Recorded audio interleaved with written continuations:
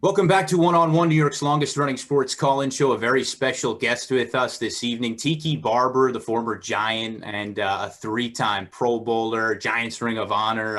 Really happy to have you with us, Tiki. Thanks for taking some time. Oh, my pleasure, Chris. How you guys doing? Pretty good. And of course, looking forward to Super Bowl 55 and not too long. But before we get into the Super Bowl, and I know you have some family ties there, I want to start with a New York centered question, and it's all about Deshaun Watson right now. Yeah. And it really would be hard to imagine him not leaving Houston at this point. He formally requests a trade, and I can't imagine how many teams are probably on the phone with Houston right now. Do the Jets control this market, though? They have the number 2 overall pick. In all likelihood, they could put together the best package. Do they control this market, and how likely is it that Deshaun Watson is wearing a Jets uniform next year? Look, to me, it's the easiest destination and one that makes most sense simply because Deshaun Watson wants to go to the New York Jets. And you guys know this. It's so rare to have a player, even if it's a star player, with a no trade clause in his contract, and Deshaun Watson has that. And so the fact that he can basically pick and choose where he wants to go is it could be troubling for Houston if they decide to send him somewhere else. Now, if I'm Houston, I want to send him out of the AFC. I want him to go to go to the Falcons or go to the Washington football team as opposed to going to the Jets. But if I'm Deshaun Watson, I do want to go to a place where I have a stability in a head coach, a belief in that head coach, and an organization that's going to, I think, build around me to win a championship.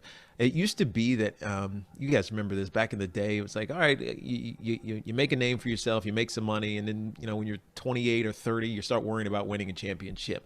I think Pat Mahomes has ruined that for everybody. And so all of these young quarterbacks, they get paid early, obviously, and then they want to win championships. And I think Deshaun Watson saw the dysfunction in Houston and says, we're never going to win here. Get me someplace where I can. And so that's what he's looking for. And it starts with the coach. It starts with the organization.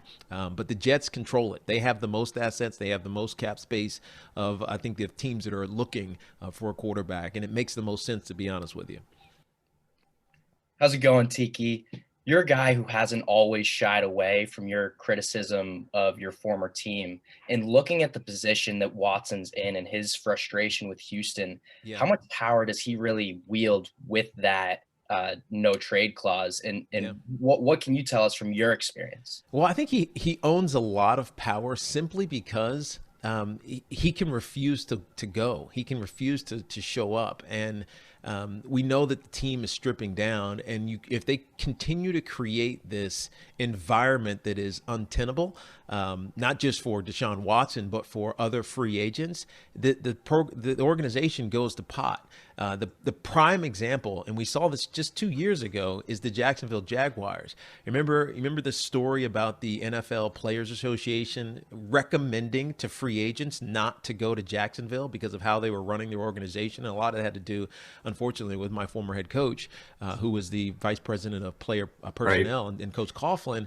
And you're shot. The program is shot. You can't win when free agents don't want to go there, no matter how much money you're going to throw at them. And so I think Deshaun Watson has power because he controls that narrative over the Houston Texans. J.J. Watt is also in the same boat, but they've already said, look, we'll facilitate your exit out of here as well. You hear the Andre Johnsons of the world and the old heads that used to be stars in Houston saying the same things. So they need to reset. And the only way they're going to reset is by getting rid of this negative energy that Deshaun Watson is bringing to their program. Now, as an aside, if I'm them, I'm trying my hardest to hold on to Deshaun Watson. But David Culley, who we all, we heard that hire, we're like, who? Like, who the hell is that guy? He's got a great personality. He's got a great reputation. He's 65 years old. He's been around for a long time. Maybe he can smooth it over, but the likelihood of that seems very, very slim. How much of Robert Saleh is a factor in this? Because, of course, he's the new Jet head coach. I'm curious your perspective on him. And do you think that this is something that's drawing Watson to the Jets? And no doubt, if he is a Jet, this is a place that hasn't been historically great for quarterbacks to play. And he doesn't go in with a great supporting cast already. What do the Jets have to do to make this a comfortable place for him? And of course, that begins with Saleh. So I think one of the most important things that a head coach has to do is win the first press conference. Yeah. You know, this in New York. We've seen it a couple times with the Giants, and we saw it with the Jets. If you lose that first press conference and people are like, huh? It's hard to recover from that. Robert Saleh definitely won the press conference. And not only that, he's brought in a staff that I think is it's really important for a Deshaun Watson type of quarterback who's coming in. Now, they could decide to stick with Sam Darnold. I don't know what their thinking is. But with 70% of the quarterbacks in the NFL being not as good as Deshaun Watson, every team that has a need is going to look at him. And so the Jets have to do this. But by bringing in Mike LaFleur, who is obviously Matt LaFleur's brother, as the offensive coordinator, you know that the innovation is going to be there. The innovation that we saw out in San Francisco, some of it that we see in Green Bay a little bit, and that success has got to be exciting, right? And if you're a young quarterback and this isn't like college where you go, I want to play in an exciting offense and spread and do all this other stuff. But you do want to play in an offense that has the ability to be successful, right? One of the things that we saw with the Jets for the last 3 years, it felt unimaginative. It was, I knew you were going to call that play because you called that play every time on 2nd and 8, right? And so I think that the staff that Robert Saleh has built is important, but also the story that Robert Saleh tells is great for Deshaun Watson. The organization, as we know, has had its issues, from the top down. But I think by bringing in a culture changer like Saleh, it changes the perception almost immediately of this Jets organization. You mentioned those family ties with the LaFleurs, and I just wanted to say I was a big fan of the books you had with your brother growing up. I love those. I read those and loved them with my brothers. And I was just curious what it's like seeing your brother with the, potential bid for the Hall of Fame. And is there any brother or family dynamic out there in the landscape of sports right now that reminds you of what you had with your brother? Yeah, the McCourty brothers are there in New England, and Jason spent most of his career in Tennessee, and then he came and played with his brother Devin in New England. And so the fact that they were playing together is something that is amazing, because I always wanted to do that with Rondé. I only got to do it in Pro Bowls. We were teammates in the Pro Bowls, but that's a nonsense game. So to see them and the fact that they both won a Super Bowl together in New England is kind of cool. The Watts, actually, who I mentioned before, even though they're not twins, those brothers JJ was a legend. Multiple defensive players of the year, and then TJ is probably going to win it this year. Like, the success that they've been able to have it's a blessing. And so I love those family stories over that we've seen a couple of times over the generations. And so to your question about my brother in the Hall of Fame, I can't tell you how excited I am for him. It's been a long time coming before he could get into the finalist. I don't know if he's going to make it this year, but he's in the conversation, and that's what's most important. And eventually he will be in, because he's done some things in the slot position that he really redefined the slot position in the NFL, and not a lot of defenders can claim to have done what he's done numbers wise, but also just accomplishment wise. Talking to Tiki Barber here on One, and your brother, of course, the former Buck, won with them, now a Hall of Fame finalist, and now the Bucs back in the Super Bowl under Bruce Arians. And I think what the Bucs have been able to do started with Bruce, and of course, then it was Tom Brady, now playing in his 10th Super Bowl. Is this the ultimate statement of Tom Brady's legacy now? A chance to get a 7th, but also representing the National Football Conference in the Super Bowl. Yeah. And also, what does this game say about Bruce's legacy? Yeah, so here's the thing. How many times have we heard this? It's cliche-ish, but how many times have we heard this? Oh, we just need one guy. We're a player away. Right. That's never true. I don't care how many times you've heard it. I don't care how good it sounds on sports talk radio. No team is ever a player away. until this year. The Tampa Bay Buccaneers were Tom Brady away from being a Super Bowl viable team. And we saw this last year with Jameis Winston. He was fantastic and also terrible at the same time. And so, you could see that they had the potential. Their defense was aggressive. Shaq Barrett led the league in sacks. And JPP, even though he was banged up and had a neck injury and missed, I think 6 weeks after that car accident, he still was an impactful player. So their defense was good. Their secondary was young, but they were growing, right? And their offense had all of these weapons. But Jameis Winston threw 30 interceptions last season, and that held them back. Now you bring in Tom Brady with a coaching staff that is one of the best and maybe most underrated. In fact, that all the coordinators are black, I think is a great testament to the diversity that Bruce Arians believes in. Which, by the way, just as an aside, that started back when he was in college. He was roommates with my dad at Virginia Tech, and they were the first black-white roommates at Virginia Tech. And so his belief in inclusion and opportunity has been that way since he was 19, 20 years old. With that being said, Byron Leftwich is a really good coordinator, and we've seen the development and growth of that relationship with Tom Brady. I think Todd Bowles, despite his failures as a Jets head coach, is a fantastic, diverse defensive coordinator who can confuse you, as we saw with Aaron Rodgers and with Drew Brees, but also be smart and develop some of these young players. Antoine Winfield Jr., who had that pick against Aaron Rodgers in the Packers game, it was a key. Like he's developed these guys so well. And then you throw Tom Brady into the mix. It's a recipe for success, and it's why they're here. It's not by accident. I think Bruce had a plan. He thought Jameis could execute it. Jameis couldn't. He moved on from him, and he put a wish list out there and said, hey, Glazers, go get me Tom Brady. And they were able to get him Tom Brady, Jason Light, their general manager, and we see the success. Success doesn't happen accidentally. It's not just circumstance. I think you got to give credit to Jason Light and Bruce Arians for having a vision, executing it, and having it work. And Tom Brady is a piece of that. Obviously, he's a big piece of it because he's so consistent and he's such a great leader. But I think the success should be shared. It's not just on Tom; it's on everybody in that organization. If I could follow up on that, one thing I wanted to ask you about was the diversity in the National Football League in the coaching ranks, and where the Bucs have had a lot of success there, and they've won perhaps as a result of it. You heard Andy Reid yesterday express some regret, some surprise that Eric Bieniemy has not been able to land a head coaching job, and he's now been through the interview process now 3 times. And I was surprised that he didn't get a job last year, and here he is another year without a job, and it is, to me, shocking. Your thoughts on that? What do you attribute it to? So the process is flawed, and it's not anybody's fault. That's my initial take. It's flawed, and it's not anybody's fault. So you can't wait until mid-February to have a sit down, a conversation, make this decision about who your next head coach is going. You just can't do it. The draft, the league year starts a month and a half later, and the draft is a month after that. You can't get a staff together because half of being a head coach is hiring the right people to populate your staff. And so you can't start that process in February. And so the best and the brightest, even if they are minorities or otherwise, are often playing deep into the postseason.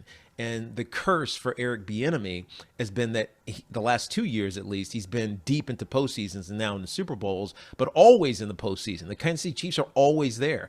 Like Andy Reid doesn't get enough credit for the amount of double-digit win seasons that he's had, and Eric Bieniemy has been a part of 4 of those as an offensive coordinator. And so part of it is the process is flawed, and there's no way to fix it because you can't do it earlier. You know what I mean? You can't have these interviews take place while the Kansas City Chiefs are prepping, to take on, whoever they're playing in the AFC divisional round or the AFC championship game, right? That's a disservice to the team now.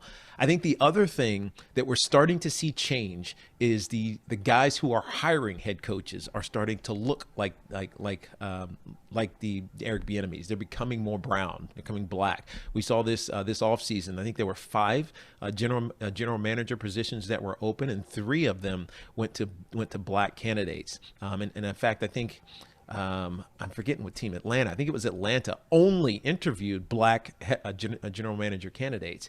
And so as that starts to change and general managers start to hire or want to hire head coaches who have the same experiences as them, we'll see this start to shift. It was interesting when you think about the history of the Rooney Rule, because it started with coaches, right? It started with, you got to interview a minority candidate before you hire your head coach, and then a couple years later, it moved to the general manager position.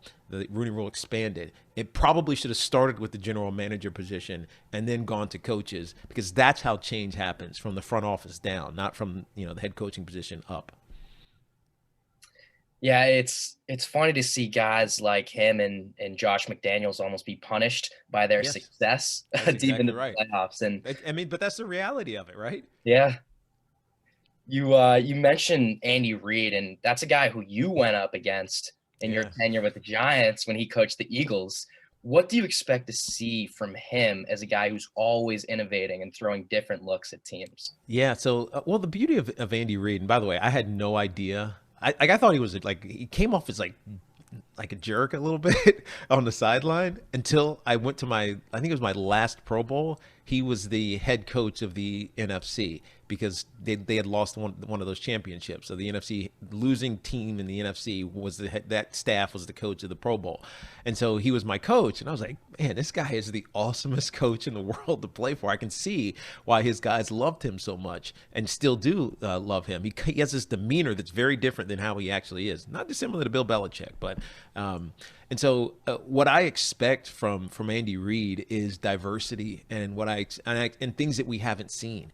Like, the beauty of their offense is that it's so movement based, right? And the pieces are interchangeable, right? It's like, so Travis Kelce is a tight end, but you can easily line him up as an X receiver or the Z receiver, or put him in the slot and make him do anything. And as a defense, especially if you try to match, and the Buccaneers do this every now and then, they try to match, play man coverage and match defenders to skill position players, you can get confused really, really easily. And all of a sudden, you'll have a Tyreek Hill matched up on, let's say, Levante David, and it's stealing. Like, Pat Mahomes is there in a second. And so I think the diversity in personnel, because their skill position players can do everything, is what gives them a little bit of an offensive advantage in this Super Bowl. So I expect him to do that a lot.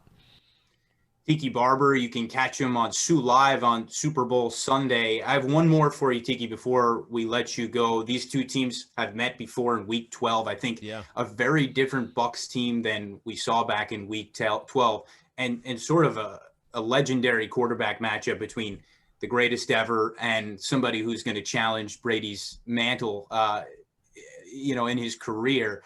Your thoughts on the game? What do you expect to see in a little over a week? Yeah, so it's just, you mentioned Sue Live, and I do a broadcast on Sue Live every Wednesday at 10:30, just talking sports. Sometimes I do interviews with artists and other those in the music industry, etc. And we're going to do a Super Bowl or big game pregame show on Sue Live with in partnership with Amazon Interactive Video Services. So we're excited about that. Me and my brother and Montel Williams. It'll be different. Tino Martinez is going to be a part of this, talking like fans. Not talking like analysts, but talking like fans around this game. So I encourage people to download the Sue app and check that out. It comes right with you. It's right in your phone. But as I look at this matchup, I see two teams who have every bit of opportunity to be the Super Bowl champion. There's not one team that I say has an advantage. I think that the Buccaneers defensively have the ability to get after a quarterback. And if there's one way to slow down Pat Mahomes, and most people cannot do this, the Raiders somehow were able to do this twice this year. They beat them once. But the way that you slow down and disrupt Pat Mahomes is get home by only rushing 4, right? You don't have to send a 5th guy or a 6th guy. And with Shaq Barrett off one edge and JPP off the other, we saw them against the Packers. They had 5 sacks between the two of them and 4 tackles for a loss between the two of them. That's how they're going to try to disrupt Pat Mahomes and force him to hold the football and make mistakes. Tampa can be opportunistic, but Pat Mahomes Mahomes doesn't make a ton of mistakes. So they have to rush him and force him into mistakes. Interestingly, I think between the two players here that we all want to talk about, the quarterbacks, Pat Mahomes and Tom Brady, I think Tom Brady has more of the I'm going to screw it up potential than Pat Mahomes does. I don't. It's just a sense that I feel, and maybe it's because we've seen these games where Tom has, thrown for 5 touchdowns and been perfect, but we've also seen these games where he's done for 3 interceptions and a couple of pick sixes. So if the pressure gets to Tom, meaning the physical, like the actual pressure gets to Tom, he's not mobile, and they're going to have to rely on other ways. So the defensive game plan of Steve Spagnuolo, who we all know has had success beating Tom Brady with those when he was with the Giants and Tom Brady's with the Patriots, that's going to be the key. It's going to be the defenses are going to be the key, even though we're going to want to talk about the offenses. I think the Chiefs are going to repeat. But obviously for sympathetic reasons, and because I love Bruce Arians, and I want to see the home team hosting, the Super Bowl for the first time in NFL history win. I'd love to see the Buccaneers win, but I see this as the Chiefs having too much firepower on offense. Tiki Barber, we thank you so much for the time. You can catch him on Sue Live at 1:00 on Super Bowl Sunday on Tiki and Tierney on CBS Radio. Thanks so much, Tiki, for taking the time today. Chris, Jack, appreciate you guys.